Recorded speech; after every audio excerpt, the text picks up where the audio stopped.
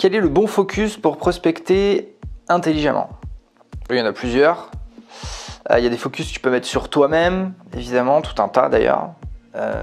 C'est ça qui est beau en vente aussi, c'est que pratiquement tout ce que tu fais en fait, déjà on peut pas mentir en vente et tout ce qu'on fait en fait est lié à nous et ça se voit en fait. Tu peux pas vraiment tricher dans la vente. Tu peux être d'un niveau moyen si ton patron accepte d'avoir des vendeurs moyens, ça tu peux survivre de ce truc-là, de moins en moins hein, parce qu'il y a tout un tas d'outils qui remplacent des vendeurs moyens. Moi je pense même que c'est déjà un peu le cas d'ailleurs. Hein. Mais je pense que très rapidement, là, dans les années qui arrivent, il y a beaucoup d'outils qui remplaceront des vendeurs qui sont moyens. Par contre, avant de remplacer des vendeurs qui sont bons, il va falloir à mon avis un bon gros paquet d'années. Parce que déjà la différence entre un vendeur moyen et un vendeur qui est bon, elle est énorme. Et surtout, faire ce que fait un très bon vendeur, c'est très compliqué à faire aujourd'hui. Moi, je ne connais pas un outil qui s'approche un peu de ce que peut faire un très bon vendeur en très peu de temps. Par contre, d'un vendeur moyen, je connais pas mal d'outils. Donc pour revenir à ta question, quel est le bon focus pour prospecter intelligemment? Si j'avais un focus à donner, elle est un peu rigolo quand même, histoire de trouver un truc qui est un peu excitant, c'est que le prospect passe un bon moment, et même que nous on passe un bon moment en fait. C'est que les deux passent un bon moment. Si on a ce focus de passer un bon moment, on fait des choses un peu différemment, et là on commence à prospecter intelligemment. C'est pas parce que quelqu'un n'est pas intéressé qu'on ne doit pas passer un bon moment.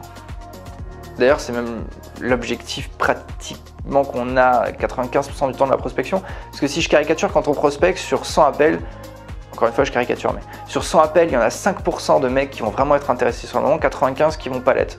Ça dépend du marché, ça dépend de plein de choses. Ça dépend de la qualité de la liste, ça dépend de plein de choses. Mais si je prends cet exemple-là, il y en a 5% qui vont être intéressés sur le moment, 95 pour qui ça ne va pas être le cas. Et bien en fait, ces 95-là, notre objectif, l'objectif phare à ce moment-là, c'est que le mec passe un bon moment. Pourquoi? Parce que s'il n'est pas intéressé maintenant, on valide qu'il peut l'être plus tard, sinon on le shoot du CRM, évidemment, on ne va pas perdre de temps sur des gens qui ne paieront jamais chez nous.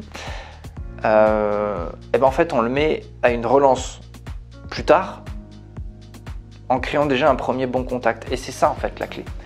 La clé de la vente, c'est la relance. Parce que là, il n'y a que la relance qui permet d'arriver au bon timing. Évidemment, des relances sans compétences, c'est-à-dire sans poser les bonnes questions ou en n'étant pas capable de trier ou de démêler le vrai du faux, on se fait avoir parce qu'on ne met pas les relances au bon endroit. Ça pose problème. Mais après, ça se travaille, c'est de l'entraînement, c'est tout un tas de compétences commerciales à développer. Mais ouais, passer un bon moment, et l'avantage c'est que ça c'est intéressant parce que la vision qu'on a des choses en vente, elle change quand même beaucoup de choses. Le fait de passer un bon moment en vente, bizarrement, ça dépend que de nous. Et en fait, il suffit de l'entendre pour le comprendre. Peut-être que là, ça peut même. C'est un truc qui fonctionne au déclic. C'est pas un truc qu'on prend avec le temps, il suffit juste de le comprendre.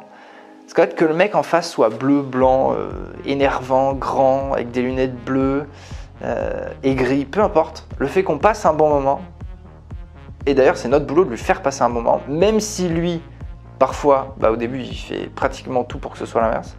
Et en fait, c'est notre boulot de le faire. Ça, c'est à nous, ça. Et en fait, si on prend ça comme un jeu, ça rejoint. Encore une fois, je sais que je répète tout le temps, mais si on prend ça comme un jeu, en fait, c'est super marrant. Et parfois, on perd dans un jeu.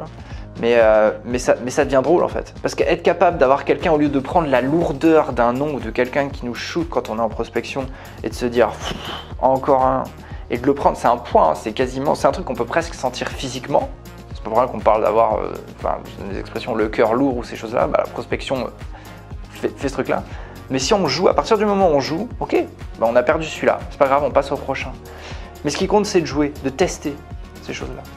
Donc voilà, moi c'est ce que je prendrais comme focus, je pense, pour prospecter intelligemment. Que le prospect passe un bon moment, qu'on passe un bon moment. Et c'est possible. D'ailleurs, la clé de la prospection, en fait, c'est de mettre de la légèreté. C'est très factuel, hein, c'est pas théorique, c'est très factuel ce que je dis. C'est de mettre de la légèreté dans ce qu'on fait. Et de la bonne humeur, en fait. Et c'est ça la clé de la prospection. Il faut le faire intelligemment, d'accord, mais c'est de mettre de la bonne humeur. Ça marche.